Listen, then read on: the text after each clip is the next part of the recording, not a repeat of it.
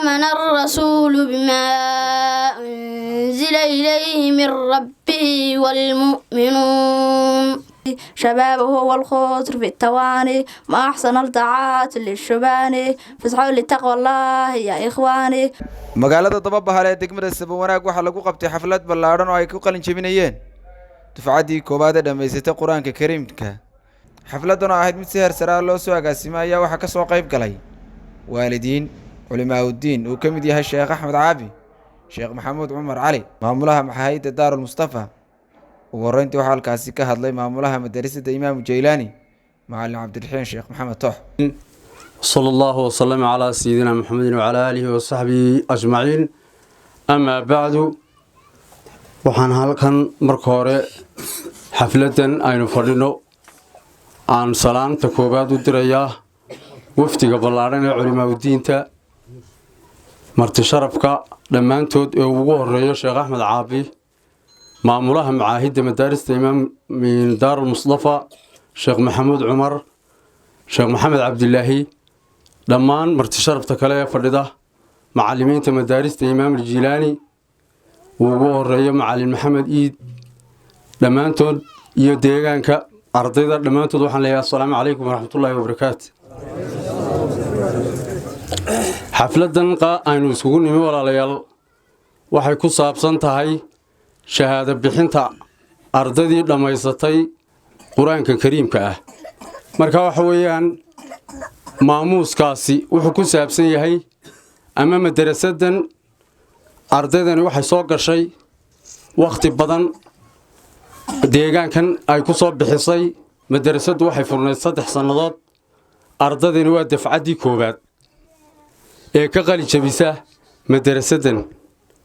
waana arday ka kooban 14 arday dugsigani maaha qalin jabintani maaha tii wax lagu dhameystirayay waxa weeyaan dugsigii koobaad maanta baynu dhabada cagta saarnay maanta ayuun baynu dhabaha cagta saarnay inaynu halka ka sii wadno oo aynu diinta ilaa teeda u sareysiyo teeda dhaxaba aynu de hore uga sii soconno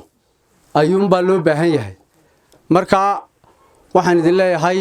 dugsigani waa kii koobaad ardayduna waa sidaa deegaankuna uu mahadsan yahay maamuuska iyo aynu ujeedada aynu ka leenahay waxa weeyaan qiimeynta ardaydeena iyo waajibaadka aynu fulinayno. sidoo kale waxaa intii xafladu socotay halkaas lagu soo bandhigay ardayda waxyaabo lillahi ma fi samawati wa ma fil ard wa in tubdu ma fi anfusikum aw tukhfuhu yuhasibukum bihi Allah فيغفر لمن يشاء ويعذب من يشاء والله على كل شيء قدير. آمن الرسول بما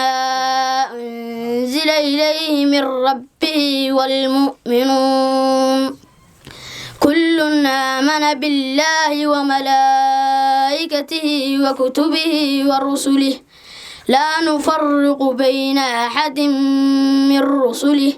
وقالوا سمعنا وأطعنا غفرانك ربنا وإليك المصير. أوصيكم يا معشر الإخوان عليكم بالداعة الديان إياكم أن تهملوا أوقاتكم فتندموا يمن على ما فاتكم وإنما غنيمة الإنسان شبابه والخطر في التواني ما أحسن الطاعات للشبان فاسعوا لتقوى الله يا إخواني. أتاه إبراهيم من ذرية وأمه مريضة الخطية غير إبراهيم من قديجة مسدة فخذ به وليجة 4 من الإناث تذكر رضوان الرب للجميع يذكر فاطمة الزهراء فعلها عليه أبناهما سبطان فضلهم جلي فزينب بعدها الرقية وأم كلثوم سكت رطية أنت زين صوتي وفاة المصطفى خيرنا فاخترنا نبي المقتفى عائشة وحفصة وسودة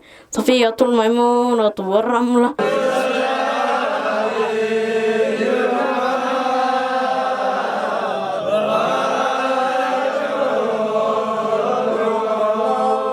بوضعه بالنطوة من فخر الملم تناه النساء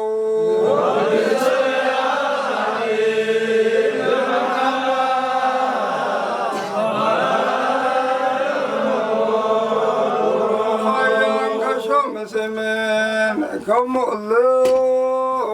واسفرت عنه ليلة الغراء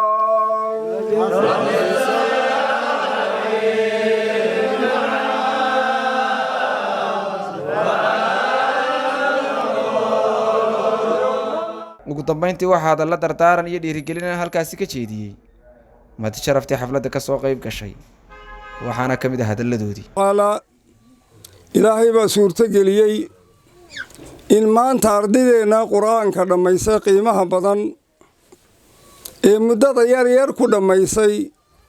inaynu isugu nimaadno waa waafajin ilaahay subxaanahu wa tacaala ilaahay baynu u mahadnaqaynaa marka labaad waxaan u mahadnaqayaa waalidiinta abaaraha soo jira iyo kulaylkaa soo jira u dhabaradaygay ee ardaydoodii aanay damqin ee macallinkoodii damqin ee jihaadka galay jihaadku waa laba oo ka shayddaanka lagula dagaalamayay jahligu waa jihaadul akbar ka gaalada lala dagaalamayaana waa jihaadul asqar siduu nebigu odhan jiray calayhi salaatu wasalaam marka jihaadka laga soo noqday gaalada laysa soo dilo ee asxaabtu dhimato ee gaaladu dhimato jihaadkii yaraa baynu ka soo noqonnay waxaynu u soo noqonnay jihaadkii weynaa in jahliga lala dagaalamaa waa jihaadul akbar waa waajib in waxa jahliga laydhaha lala dagaalamaa waa waajib in shayddaanka lala dagaalamaa nebigu sala allahu calayhi wasalam wuxuu idhi dalabulcilmi fariida calaa kulli muslim wa muslima inay cilmiga dalbaan waa waajib nin kasta oo muslima iyo qof dumar oo kasta oo muslima marka ilaahay buu ka magan galay nebigu jahliga waxa wax lagu fahmaya qofku wuu ku fahmayaa xuquuqda ilaahay wuxuu ku fahmayaa xuquuqda addoommada inuu waxbarto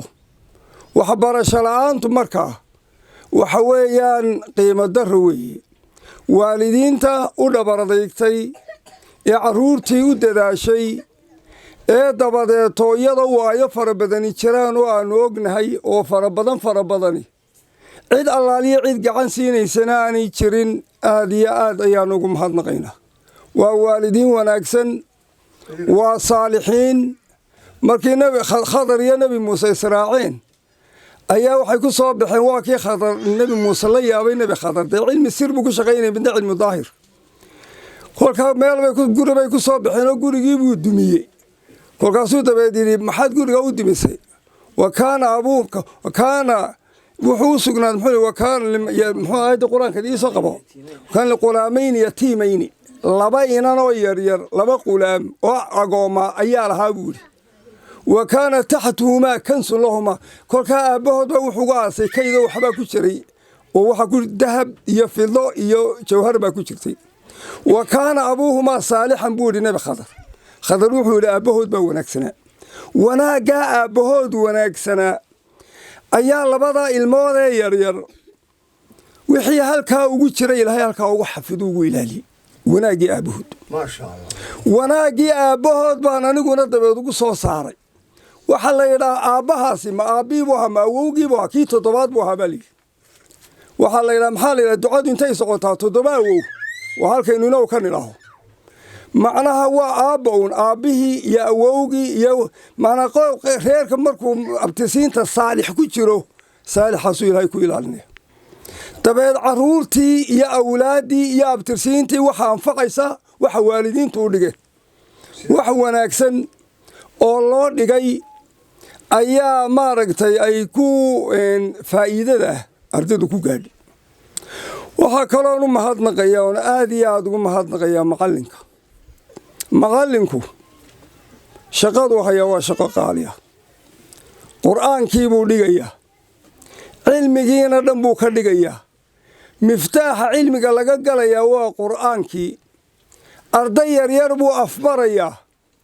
وحنبي عليه الصلاة والسلام خيركم من تعلم القرآن وعلمه وحيدنكو خير بدن كوا دادك قرآنك انتي برتان دادك نبره شقك قالسني ما جرت وكلامك إلهي كلامك إلهي كلامك رسولك أيو علمي أولمي hoos imanaya anigu laba kelmadood oo kaliya baan doonayaa inaan ku darsado kelmad ardayda khusaysa iyo kelmad dhamaanteen khusaysa day waalid tahay iyo haday deegaanka dhamaantii tahay kulligeen ina wada khusaysa ilaan kulligeen waxa weeyaan cawbayna ku wada fadhinaa wada deegaan baynu nahay wada ehel baynu nahay ardayda waxaan leeyahay maanta quraanka baa dhamaysteen quraanka ilaahay aa dhamaysteen xuquuq bidii ku leeyahay quraanka waxa la idinka rabaa inaad ku amal fashaan quraanka waxa la idinka rabaa inuu idinka muuqdo quraanka waxa la idinka rabaa inaad waalidkiin ugu baarinimo sameysaan quraanka waxa la idinka rabaa inaad macallinkii idin bare ugu baarinimo sameysaan quraanka waxa la rabaa deegaanka aad ku nooshihiin inaad ugu samafashaan quraanka waxa la rabaa inuu deegaankiina ka muuqdo oo lafihiina ka muuqdo oo meesha joogtaan ka muuqdo oo quraanku uu noqdo mimbarkiina ama meesha la idinku soo hagaago quraanku uu noqdo inaad noqotaan lama rabo inaad noqotaan waxa loo yaqaano kitaab xorna noqotaan lama rabo si sheekhu inoo sheegay ilaa Sheekh Axmed Caabi malcaamado badan baa lagu soo qabtay madrasad magaaladan arday badan baa quraan ka soo bartay laakiin bal dadkii aflaxay dib u fiiriya mar walba waxaad moodaa dadka inta aflaxday heer gaadhay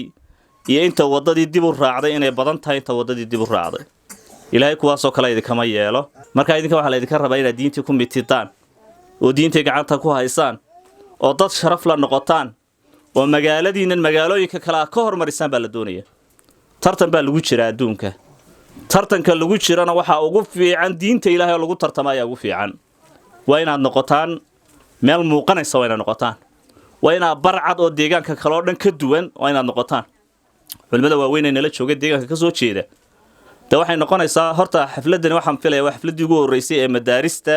ku taala degmada Saba Wanaagan ka soo qayb gallo ayay noqonaysaa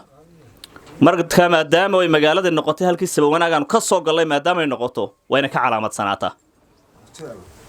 degmada Gaashaamo degmo aad u ballaaran waxaanu ka galay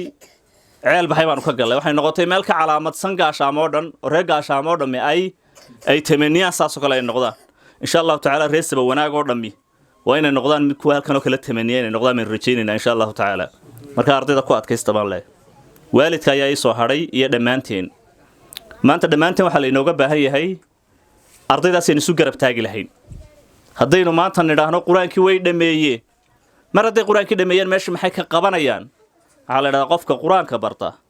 يعني علمي كقدرين يعني قرآن كتفسير كي صبرني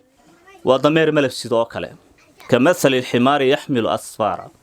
وضمير ككتب تحمبارسان أو كلوية ضمير هذا كتب صارته يا هذا قمدي صارته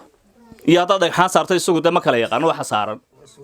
كتابه كسارا يبيع كسارا يسوق ما كلا يقان جلجلين تسكي جلجل ميسان يا جيت كيس كلهوز كلا يسوق مركا وحلا الدنيا أرضي داسين وجود تبع لهين قرآن وجود رح بسلان لها إما كمعنيه نحوك ما يقان بدنا بالغياب تبعتنا قرآن كيو كليه برته وحيو كحرمي ما يقانان والد ilmahaaga ku tabac waxa lagu dhimanayaa waa ilmahaagi weey kaad geel u diratay maad ariga u diratay ixtiraam kuma hayo qul huwa la ku soo akhriin maayo xabaashaada soo booqan maayo isagii hashu waa isku mid waxa la xig kala duwan ma jirto sida hashu taagnida uu kaajaya laakiin midka kaliya aad ka soo xushay ee aad tiri waxbuu baranayaa waxbarashadiisa quraanka iyo kaliya kaga hadhin waa talaabadii koobaad buu qaaday talabaad iyo tasaddexaad iyo taafraad iyo halkii la doonay intuu gaarayo la daba taagno waxa abaarino dhintay mooyaane malaanaan dadaal yareyne imakana waa wadaynaa waa yahay waxaanu leenahay xafladda iyo madaxda waanu u mahadnaqaynaa intaba waa salaamaynaa waa soo dhaweynaynaa haddii xafladda noqoto iyo hadday mid damba noqoto iyo haddaa maalin walba noo timaadaan intaba waa idiin mahadnaqaynaa waxaan kaloo u mahad celinaa mar labaad macallinka tacabkaa soo sameeyey ee soo dadaalay ee halkaa maanta la soo gaadhay isagana aad iyo aad baan ugu mahad celinaynaa waxaan kaloo isagana u mahad celinaa waalidiintii iyaguna qaaliga ahaa ee u soo dhabar adeygay iyadoo wakhti adag lagu jiro iyadoo miil la joogo iyadoo jiilaal la joogo ardaydaas soo garab taagnaa macallinka soo garab taagnaa iyagana aad iyo aad bay u mahadsan yihiin ma haddana ilaahay subxaanahu wa tacaala innaguna u mahad celin ilaahayna subxaanahu wa tacaala way ka heli doonaa agtiisa walaalayaal waxa la isugu yimaado waxa ugu qiimaha badan waa kitaabka qur-aanka weeye waxa la isku booriyo amba la isku wacyiye gelinayana waxa ugu khayr badan walaalayaal waa kitaabka qur-aanka waxa markaa inugu filan qiimaha uu leeyahay qur-aanku xadiiskii rasuulka calayhi salaatu wasalaam wuxuu khayrukum man tacallama alqur'aana wa callamah waxaa idinku khayr badan baa nebigu leeyahay salawaatullaahi wasalaamu calayhi qofka intuu qur'aanka barto dadkana sii baraya ayaa aad iyo aad idinku khayr badan baa nebigu yidhi calayhi salaatu wasalaam waxaa kaloo nebigu leeyahay calayhi salaatu wasalaam hum ahlulqur'aan wa ahlullaahi wa khaasatuh dadka ahlu qur'aankii waa ehelkii ilaahay buu nebigu leeyahay calayhi salaatu wasalaam waana dadka u khaaska u ah ilaahay subxaanahu wa tacaala markaa walaalayaal wakhtigeena inaynu gelino sidii nebigu u geliyey wakhtigiisa waa kitaabka qur'aanka asxaabtu si wakhtigoodu ay u geliyeen inay inaguna wakhtigeena aynu gelino kitaabka aynu kor qaadno ayaa walaalayaal inooga baahan yahay walaalayaal waxbarashadii cagtaynu saaray way nagaa raadhayo waa ruuxaye ilaahay baa isku keen garab taagay asagaa inuu inteennan oo xalfaddii mid waliba tawxiidka ku jeeda qaaran yahay shahaado sharafeedkii ka muuqdo ilaahay baa ina gaadhsiiyey alxamdulilah rabbilcaalamiin waxa weeyaan dadaal baa wax lagu gaadhaa dadaalkaa haddaynu maanta halkaa aynu ka jaan qaadnay ardaydaasi cilmigii siday uga jaan qaadi lahayd ay halkaa innagaa markaa ciddii u haysaba iyada baa kuulayba doontaa waxa weeyaan bismillaahi raxmaani raxiim arrintaa diinta waxaan aynu wadnaano waa diintii waa wax lagu fanaa aakhirada iyo adduunkaba anigu waxaan ahay guddida waxbarashada dababahal siiba guddida malcaamadda ayaan ka mid ahay waxaanu ku dadaalaa sidii ardaydu u dadaali lahayd macallinkuu dadaali lahaa dadku waxula qaban lahaa iyaan isu garab taagna iminkana waanu garab taagina waxaa kaloo meesha yaalla dadku ducada iyo abaaraha labadaba ilaahay baa sheegay ducadii way yaraatay abaarina way bateen in ducada la ballaadhiyo oo ilaahay la baryo oo maanta khayrka la siyaadiyo oo diinta la oogo ayaa loo baahan yahay ka codsan mayna wasiirka waxbarashada waa waajib saaran rasuulkeenna wuxuu leeyahay calayhi salaatu wasalaam kullukum raacin wa kullukum mas-uulun can raciyati dhammaan mas-uuliyiin baad tihiin mas-uuliyaddana waa laydin weydiinayaa wasiirka waxbarashadu ilmaha yaree deegaanka ku dhashaca waxbarashadiisa asagaa ka mas-uula waalidkii kasako waayo dee waa ciddii qaabilsanaydee calanka jira uga qaabilsanayd weeye taa markaa waxaan leenahay mid labaad baa raacdoo tuulahan dabakhayr iyo tuulaha ina barre iyo jabdhurwaa saddexdaa tuule calankan taagan ee tawxiid kale ee laa ilaaha illa allah maxamadu rasuulullah ay ku qoran tahay waa meeshii markii loo halgamayey safarkii iyo saadkii u dambeeyey waa dadkii sii siiyey ciidankii dalka galay waxa weeye ciidankii u dhashay halkan ee gaar ahaan beesha samoonaa ka soo jeeday maalintaa waxay haayeen ciidankii ugu mudnaa weliba markaa taana waxaan leenahay dowladdeenna inay dalkan iyo dadkan wixii ay u awoodda ay la qabato